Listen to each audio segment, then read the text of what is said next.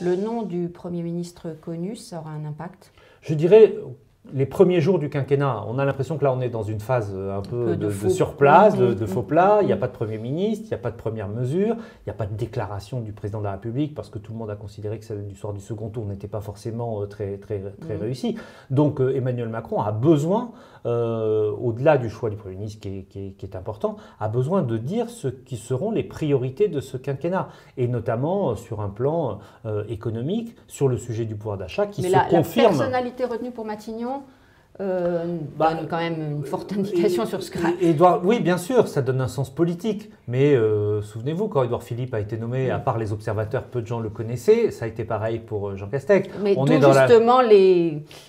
sans doute, est-ce qu'il faut un profil plus politique ou est-ce qu'il faut plus un profil techno? Je pense que ça ne change pas grand-chose dans le regard, des Français. En revanche, des mesures sur le pouvoir d'achat, la réponse à la question que va faire Emmanuel Macron par rapport à la réforme des retraites, qui peut être un puissant levier de mobilisation justement pour la gauche réunie, ça, ce sont des sujets, je ne vais pas dire plus importants que le choix du Premier ministre, mais en tout cas qui compteront beaucoup.